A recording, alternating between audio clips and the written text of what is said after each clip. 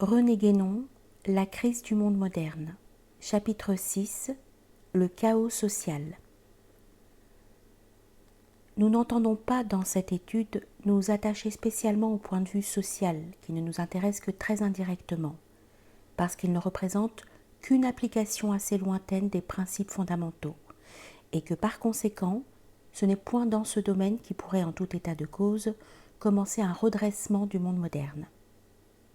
Ce redressement, en effet, s'il était ainsi entrepris à rebours, c'est-à-dire en partant des conséquences au lieu de partir des principes, manquerait forcément de base sérieuse et serait tout à fait illusoire.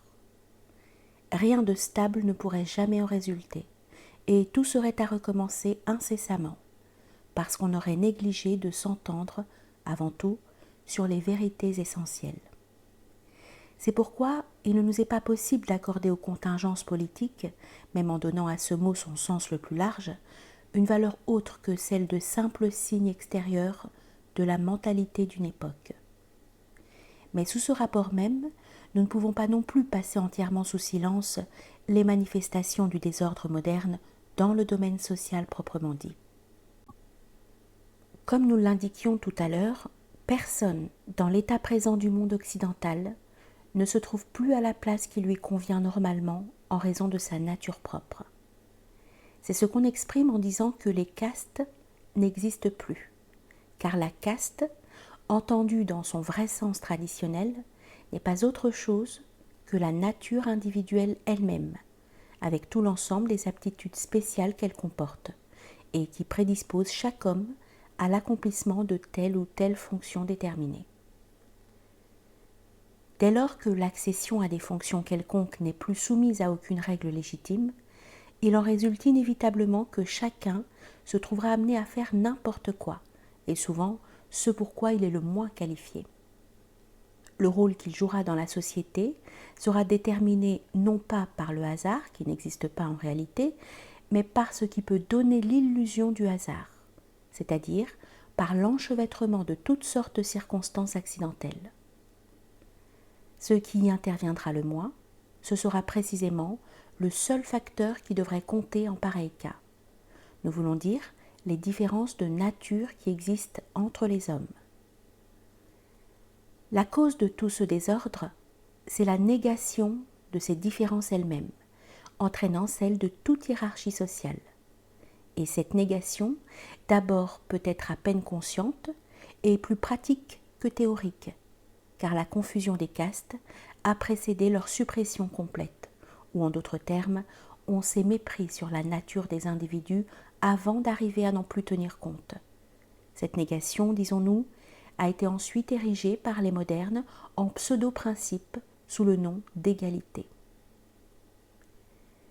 Il serait trop facile de montrer que l'égalité ne peut exister nulle part, pour la simple raison qu'il ne saurait y avoir deux êtres qui soient à la fois réellement distincts et entièrement semblables entre eux sous tous les rapports. Et il ne serait pas moins facile de faire ressortir toutes les conséquences absurdes qui découlent de cette idée chimérique, au nom de laquelle on prétend imposer partout une uniformité complète. Par exemple, en distribuant à tous un enseignement identique, comme si tous étaient pareillement aptes à comprendre les mêmes choses, et comme si, pour les leur faire comprendre, les mêmes méthodes convenaient à tous indistinctement. On peut d'ailleurs se demander s'il ne s'agit pas plutôt d'apprendre que de comprendre, vraiment. C'est-à-dire, si la mémoire n'est pas substituée à l'intelligence dans la conception toute verbale et livresque de l'enseignement actuel, où l'on ne vise qu'à l'accumulation de notions rudimentaires et hétéroclites, et où la qualité est entièrement sacrifiée à la quantité, ainsi que cela se produit partout dans le monde moderne pour des raisons que nous expliquerons plus complètement par la suite. C'est toujours la dispersion dans la multiplicité. Il y aurait à ce propos bien des choses à dire sur les méfaits de l'instruction obligatoire. Mais ce n'est pas le lieu d'insister là-dessus, et pour ne pas sortir du cadre que nous nous sommes tracés, nous devons nous contenter de signaler en passant cette conséquence spéciale des théories égalitaires, comme un de ces éléments de désordre qui sont aujourd'hui trop nombreux pour qu'on puisse même avoir la prétention de les énumérer sans en omettre aucun. Naturellement, quand nous nous trouvons en présence d'une idée comme celle d'égalité ou comme celle de progrès, ou comme les autres dogmes laïques, que presque tous nos contemporains acceptent aveuglément, et dont la plupart ont commencé à se formuler nettement au cours du XVIIIe siècle, il ne nous est pas possible d'admettre que de telles idées aient pris naissance spontanément. Ce sont en somme de véritables suggestions, au sens le plus strict de ce mot, qui ne pouvaient d'ailleurs produire leur effet que dans un milieu déjà préparé à les recevoir. Elles n'ont pas créé de toutes pièces l'état d'esprit qui caractérise l'époque moderne, mais elles ont largement contribué à l'entretenir et à le développer, jusqu'à un point qu'il n'aurait sans doute pas atteint sans elles. Si ces suggestions venaient à s'évanouir, la mentalité générale serait bien près de changer d'orientation. C'est pourquoi elles sont si soigneusement entretenues par tous ceux qui ont quelque intérêt à maintenir le désordre, sinon à l'aggraver encore, et aussi pourquoi, dans un temps où l'on prétend tout soumettre à la discussion, elles sont les seules choses qu'on ne se permet jamais de discuter. Il est d'ailleurs difficile de déterminer exactement le degré de sincérité de ceux qui se font les propagateurs de semblables idées, de savoir dans quelle mesure certains hommes en arrivent à se prendre à leurs propres mensonges et à se suggestionner eux-mêmes en suggestionnant les autres. Et même, dans une propagande de ce genre, ceux qui jouent un rôle de dupes sont souvent les meilleurs instruments, parce qu'ils y apportent une conviction que les autres auraient quelque peine à simuler, et qui est facilement contagieuse. Mais derrière tout cela, et tout au moins à l'origine, il faut une action beaucoup plus consciente, une direction qui ne peut venir que d'hommes sachant parfaitement à quoi s'en tenir sur les idées qu'ils lancent ainsi dans la circulation. Nous avons parlé d'idées, mais ce n'est que très improprement que ce mot peut s'appliquer ici, car il est bien évident qu'il ne s'agit aucunement d'idées pures, ni même de quelque chose qui appartient de près ou de loin à l'ordre intellectuel. Ce sont, si l'on veut, des idées fausses, mais mieux vaudrait encore les appeler des pseudo-idées, destinées principalement à provoquer des réactions sentimentales, ce qui est en effet le moyen le plus efficace et le plus aisé pour agir sur les masses. À cet égard, le mot a d'ailleurs une importance plus grande que la notion qu'il est censé représenter. Et la plupart des idoles modernes ne sont véritablement que des mots, car il se produit ici ce singulier phénomène connu sous le nom de verbalisme, où la sonorité des mots suffit à donner l'illusion de la pensée. L'influence que les orateurs exercent sur les foules est particulièrement caractéristique sous ce rapport, et il n'y a pas besoin de l'étudier de très près pour se rendre compte qu'il s'agit bien là d'un procédé de suggestion tout à fait comparable à ceux des hypnotiseurs. Mais sans nous étendre davantage sur ces considérations, revenons aux conséquences qu'entraîne la négation de toute vraie hiérarchie. Et notons que, dans le présent état de choses, non seulement un homme ne remplit sa fonction propre qu'exceptionnellement et comme par accident, alors que c'est le cas contraire qui devrait normalement être l'exception. Mais encore, il arrive que le même homme soit appelé à exercer successivement des fonctions toutes différentes, comme s'il pouvait changer d'aptitude à volonté.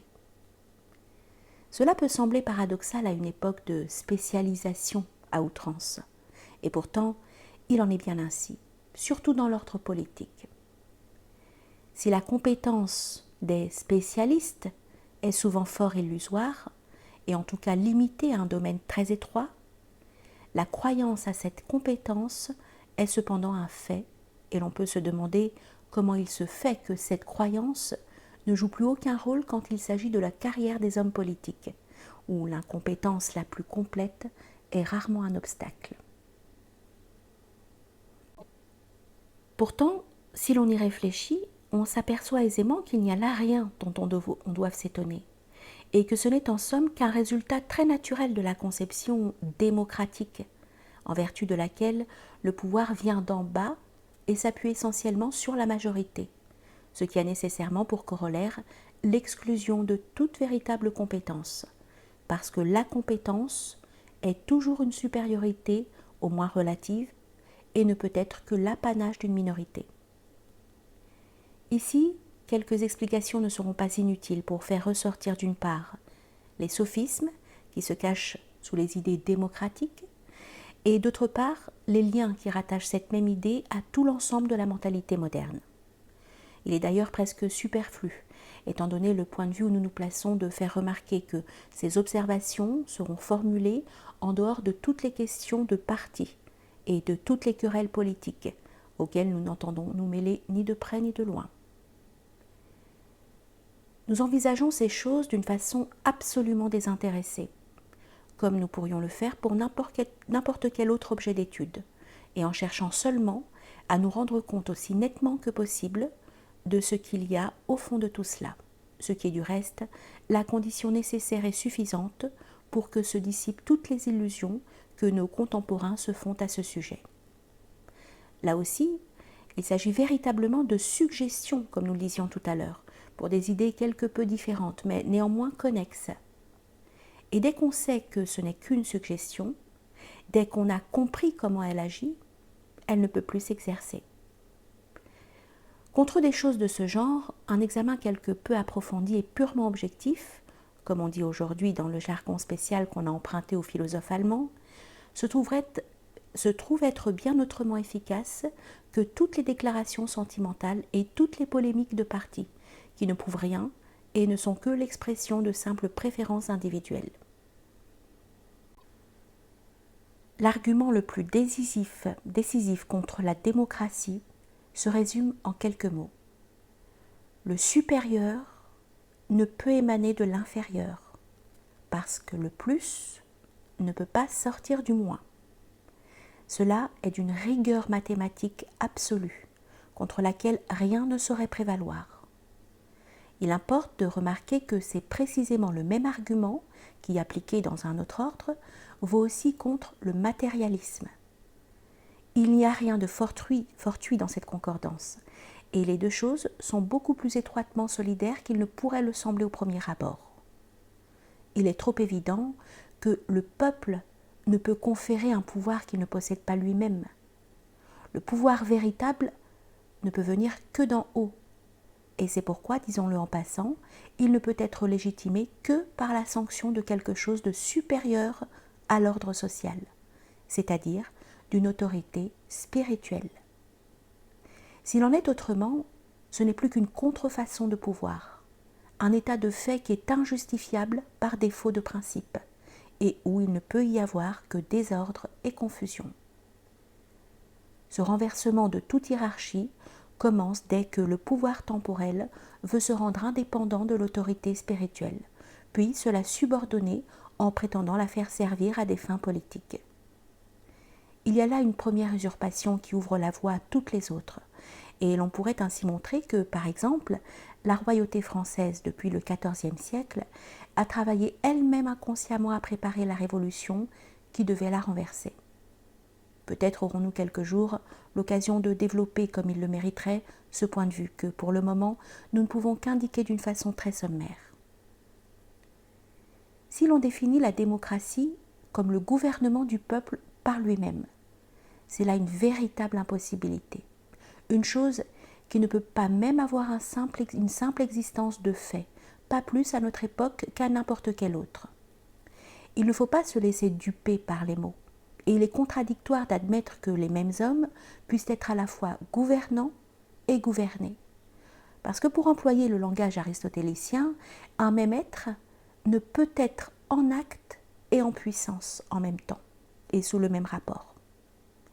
Il y a là une relation qui suppose nécessairement deux termes en présence. Il ne pourrait y avoir de gouvernés s'il y avait aussi des gouvernants, fussent-ils illégitimes et sans autre droit au pouvoir que celui qu'ils se sont attribués eux-mêmes. Mais la grande habileté des dirigeants dans le monde moderne est de faire croire au peuple qu'il se gouverne lui-même. Et le peuple se laisse persuader d'autant plus volontiers qu'il en est flatté, et que d'ailleurs il est incapable de réfléchir assez pour voir ce qu'il y a là d'impossible. C'est pour créer cette illusion qu'on a inventé le suffrage universel. C'est l'opinion de la majorité qui est supposée faire la loi. Mais ce dont on ne s'aperçoit pas, c'est que l'opinion est quelque chose que l'on peut très facilement diriger et modifier. On peut toujours, à l'aide de suggestions appropriées, y provoquer des courants allant dans tel ou tel sens déterminé. Nous ne savons plus qui a parlé de fabriquer l'opinion, et cette expression est tout à fait juste, bien qu'il faille dire d'ailleurs que ce ne sont pas toujours les dirigeants apparents qui ont en réalité à leur disposition les moyens nécessaires pour obtenir ce résultat. Cette dernière remarque donne sans doute la raison pour laquelle l'incompétence des politiciens les plus en vue semble n'avoir qu'une importance très relative. Mais comme il ne s'agit pas ici de démonter les rouages de ce qu'on pourrait appeler la machine à gouverner, nous nous bornerons à signaler que cette incompétence offre l'avantage d'entretenir l'illusion dont nous venons de parler. C'est seulement dans ces conditions, en effet, que les politiciens en question peuvent apparaître comme l'émanation de la majorité, étant ainsi à son image, car la majorité, sur n'importe quel sujet, qu'elle soit appelée à donner son avis, est toujours constituée par les incompétents, dont le nombre est incomparablement plus grand que celui des hommes qui sont capables de se prononcer en parfaite connaissance de cause. Ceci nous amène immédiatement à dire en quoi l'idée que la majorité doit faire la loi est essentiellement erronée. Car même si cette idée, par la force des choses, est surtout théorique et ne peut correspondre à une réalité effective, il reste pourtant à expliquer comment elle a pu s'implanter dans l'esprit moderne. Quelles sont les tendances de celui-ci auxquelles elle correspond et qu'elle satisfait au moins en apparence. Le défaut le plus visible, c'est celui-là même que nous indiquions à l'instant. L'avis de la majorité ne peut être que l'expression de l'incompétence, que celle-ci résulte d'ailleurs du manque d'intelligence ou de l'ignorance pure et simple. On pourrait faire intervenir à ce propos certaines observations de psychologie collective et rappeler notamment ce fait assez connu que dans une foule, l'ensemble des réactions mentales qui se produisent entre les individus composants aboutit à la formation d'une sorte de résultante qui est non pas même au niveau de la moyenne, mais à celui des éléments les plus inférieurs. Il y aurait lieu aussi de faire remarquer d'autre part, comme certains philosophes modernes ont voulu transporter dans l'ordre intellectuel la théorie démocratique, qui fait prévaloir l'avis de la majorité, en faisant de ce qu'ils appellent le consentement universel un prétendu critérium de la vérité. En supposant même qu'il est effectivement une question sur laquelle tous les hommes soient d'accord, cet accord ne prouverait rien par lui-même. Mais en outre, si cette unanimité existait vraiment, ce qui est d'autant plus douteux qu'il y a toujours beaucoup d'hommes qui n'ont aucune opinion sur une question quelconque et qui ne se la sont même jamais posée, il serait en tout cas impossible de la constater en fait, de sorte que ce qu'on invoque en faveur d'une opinion, et comme signe de sa vérité, se réduit à n'être que le consentement du plus grand nombre, et encore en se bornant à un milieu forcément très limité dans l'espace et dans le temps. Dans ce domaine, il apparaît encore plus clairement que la théorie manque de base, parce qu'il est plus facile de s'y soustraire à l'influence du sentiment, qui au contraire entre en jeu presque inévitablement lorsqu'il s'agit du domaine politique. Et c'est cette influence qui est un des principaux obstacles à la compréhension de certaines choses, même chez ceux qui auraient par ailleurs une capacité intellectuelle très largement suffisante pour parvenir sans peine à cette compréhension. Les impulsions émotives empêchent la réflexion, et c'est une des plus vulgaires habiletés de la politique que celle qui consiste à tirer parti de cette incompatibilité. Mais allons plus au fond de la question. Qu'est-ce exactement que cette loi du plus grand nombre qu'invoquent les gouvernements modernes et dont ils prétendent tirer leur seule justification? C'est tout simplement la loi de la matière et de la force brutale, la loi même en vertu de laquelle une masse entraînée par son poids écrase tout ce qui se rencontre sur son passage. C'est là que se trouve précisément le point de jonction entre la conception démocratique et le matérialisme. Et c'est aussi ce qui fait que cette même conception est si étroitement liée à la mentalité actuelle. C'est le renversement complet de l'ordre normal, puisque c'est la proclamation de la suprématie de la multiplicité comme telle, suprématie qui en fait n'existe que dans le monde matériel. Au contraire, dans le monde spirituel, et plus simplement encore dans l'ordre universel, c'est l'unité qui est au sommet de la hiérarchie, car c'est elle qui est le principe dont sort toute multiplicité. Mais lorsque le principe est nié ou perdu de vue, il ne reste plus que la multiplicité pure qui s'identifie à la matière elle-même. D'autre part, l'allusion que nous venons de faire à la pesanteur implique plus qu'une simple comparaison, car la pesanteur représente effectivement, dans le domaine des forces physiques au sens le plus ordinaire de ce mot, la tendance descendante et compressive qui entraîne pour l'être une limitation de plus en plus étroite, et qui va en même temps dans le sens de la multiplicité, figurée ici par une densité de plus en plus grande. Et cette tendance est celle-là même qui marque la direction suivant laquelle l'activité humaine s'est développée depuis le début de l'époque moderne. En outre, il y a lieu de remarquer que la matière, par son pouvoir de division et de limitation tout à la fois, est ce que la doctrine scolastique appelle le principe d'individuation.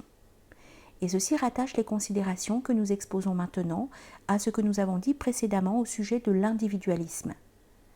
Cette même tendance dont il vient d'être question est aussi, pourrait-on dire, la tendance individualisante, celle selon laquelle s'effectue ce que la tradition judéo-chrétienne désigne comme la chute des êtres qui se sont séparés de l'unité originelle. La multiplicité envisagée en dehors de son principe, et qui ainsi ne peut plus être ramenée à l'unité, c'est, dans l'ordre social, la collectivité conçue comme étant simplement la somme arithmétique des individus qui la composent, et qui n'est en effet que cela dès lors qu'elle n'est rattachée à aucun principe supérieur aux individus. Et la loi de la collectivité, sous ce rapport, c'est bien cette loi du plus grand nombre sur laquelle se fonde l'idée démocratique. Ici, il faut nous arrêter un instant pour dissiper une confusion possible.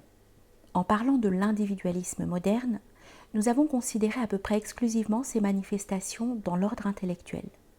On pourrait croire que, pour ce qui est de l'ordre social, le cas est tout différent. En effet, si l'on prenait ce mot d'individualisme dans son acception la plus étroite, on pourrait être tenté d'opposer la collectivité à l'individu et de penser que des faits tels que le rôle de plus en plus envahissant de l'État et la complexité croissante des institutions sociales sont la marque d'une tendance contraire à l'individualisme. En réalité, il n'en est rien, car la collectivité, n'étant pas autre chose que la somme des individus, ne peut être opposée à ceux-ci, pas plus d'ailleurs que l'État lui-même, conçu à la façon moderne, c'est-à-dire comme simple représentation de la masse, où ne se reflète aucun principe supérieur. Or, c'est précisément dans la négation de tout principe supra-individuel que consiste véritablement l'individualisme tel que nous l'avons défini. Donc s'il y a dans le domaine social des conflits entre diverses tendances qui toutes appartiennent également à l'esprit moderne, ces conflits ne sont pas entre l'individualisme et quelque chose d'autre, mais simplement entre les variétés multiples dont l'individualisme lui-même est susceptible. Et il est facile de se rendre compte que, en l'absence de tout principe capable d'unifier réellement la multiplicité, de tels conflits doivent être plus nombreux et plus graves à notre époque qu'ils ne l'ont jamais été, car qui dit individualisme dit nécessairement division. Et cette division, avec l'état chaotique qu'elle engendre, est la conséquence fatale d'une civilisation toute matérielle, puisque c'est la matière elle-même qui est proprement la racine de la division et de la multiplicité.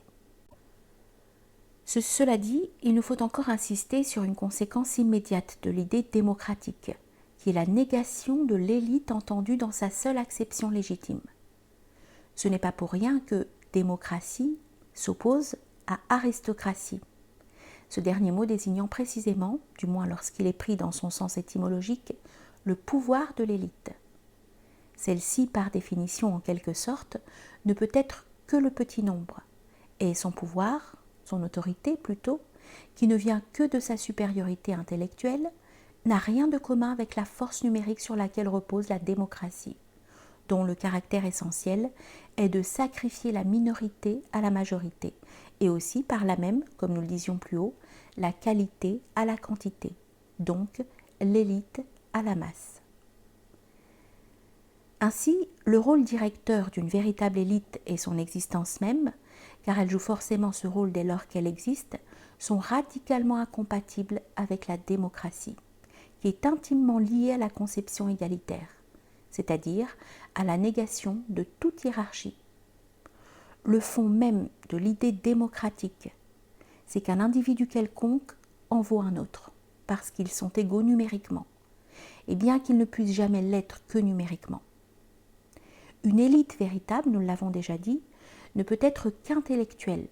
C'est pourquoi la démocratie ne peut s'instaurer que là où la pure intellectualité n'existe plus, ce qui est effectivement le cas du monde moderne. Seulement, comme l'égalité est impossible en fait, et comme on ne peut supprimer pratiquement toute différence entre les hommes, en dépit de tous les efforts de nivellement où on en arrive par un curieux illogisme à inventer de fausses élites, d'ailleurs multiples, qui prétendent se substituer à la seule élite réelle. Et ces fausses élites sont basées sur la considération de supériorité quelconque, éminemment relative et contingente, et toujours d'ordre purement matériel. On peut s'en apercevoir aisément en remarquant que la distinction sociale qui compte le plus, dans le présent état de choses, est celle qui se fonde sur la fortune, c'est-à-dire sur une supériorité toute extérieure et d'ordre exclusivement quantitatif, la seule en somme qui soit conciliable avec la démocratie, parce qu'elle procède du même point de vue. Nous ajouterons du reste que ceux mêmes qui se posent actuellement en adversaires de cet état de choses, ne faisant intervenir non plus aucun principe d'ordre supérieur, sont incapables de remédier efficacement à un tel désordre, si même ils ne risquent de l'aggraver encore en allant toujours plus loin dans le même sens. La lutte est seulement entre des variétés de la démocratie, accentuant plus ou moins la tendance égalitaire, comme elle l'est, ainsi que nous l'avons dit, entre des variétés de l'individualisme, ce qui d'ailleurs revient exactement au même. Ces quelques réflexions nous paraissent suffisantes pour caractériser l'état social du monde contemporain et pour montrer en même temps que, dans ce domaine aussi bien que dans tous les autres, il ne peut y avoir qu'un seul moyen de sortir du chaos. La restauration de l'intellectualité et par suite la reconstitution d'une élite qui actuellement doit être regardée comme inexistante en Occident, car on ne peut donner ce nom à quelques éléments isolés et sans cohésion, qui ne représentent en quelque sorte que des possibilités non développées. En effet, ces éléments n'ont en général que des tendances ou des aspirations, qui les portent sans doute à réagir contre l'esprit moderne, mais sans que leur influence puisse s'exercer d'une façon effective. Ce qui leur manque, c'est la véritable connaissance. Ce sont les données traditionnelles qui ne s'improvisent pas et auxquelles une intelligence livrée à elle-même, surtout dans des circonstances aussi défavorables à tous égards, ne peut suppléer que très imparfaitement et dans une bien faible mesure. Il n'y a donc que des efforts dispersés et qui souvent s'égarent faute de principes et de direction doctrinale. On pourrait dire que le monde moderne se défend par sa propre dispersion, à laquelle ses adversaires eux-mêmes ne parviennent pas à se soustraire. Il en sera ainsi tant que ceux-ci se tiendront sur le terrain profane, où l'esprit moderne a un avantage évident puisque c'est là son domaine propre et exclusif. Et d'ailleurs, s'ils s'y tiennent, c'est que cet esprit a encore sur eux, malgré tout, une très forte emprise. C'est pourquoi tant de gens, animés cependant d'une incontestable bonne volonté, sont incapables de comprendre qu'il faut nécessairement commencer par les principes, et s'obstinent à gaspiller leurs forces dans tel ou tel domaine relatif, social ou autre, où rien de réel ni de durable ne peut être accompli dans ces conditions. L'élite véritable, au contraire, n'aurait pas à intervenir directement dans ces domaines, ni à se mêler à l'action extérieure. Elle dirigerait tout par une influence insaisissable ou vulgaire, et d'autant plus profonde qu'elle serait moins apparente. Si l'on songe à la puissance des suggestions dont nous parlions plus haut, et qui pourtant ne supposent aucune intellectualité véritable, on peut soupçonner ce que serait, à plus forte raison, la puissance d'une influence comme celle-là, s'exerçant d'une façon encore plus cachée en raison de sa nature même, et prenant sa source dans l'intellectualité pure, puissance qui d'ailleurs, au lieu d'être amoindrie par la division inhérente à la multiplicité et par la faiblesse que comporte tout ce qui est mensonge ou illusion, serait au contraire intensifiée par la concentration dans l'unité principielle et s'identifierait à la force même de la vérité.